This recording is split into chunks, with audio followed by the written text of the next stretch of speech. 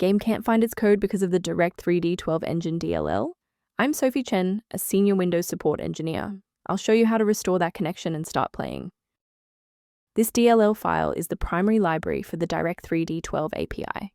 It provides low-level hardware abstraction, allowing games to manage GPU resources and command queues directly for improved performance and efficiency. Understanding the file's role is a great start. Now let's look at replacing it. This error usually stems from an incomplete graphics environment affecting the Direct3d12 engine DLL.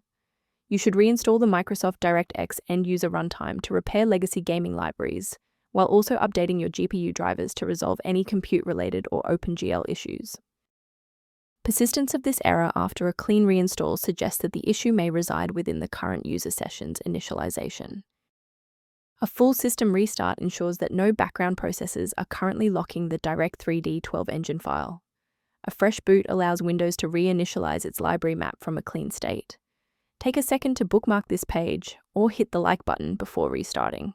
That way, you can easily resume this guide once your system has finished rebooting. I'd like to provide a brief technical warning about the risks of using unofficial file repositories. Avoid the trap of unofficial file repositories for the Direct3d12 engine DLL, as these platforms are frequently utilized to distribute persistent browser hijackers and unwanted adware. To help keep your environment stable and prevent recurring errors, consider an automated maintenance utility for your system.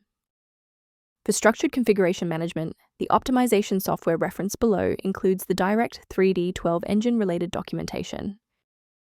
Thank you for watching. To continue receiving professional-grade solutions for Windows OS Core, DirectX, and other PC errors, please subscribe to our support community.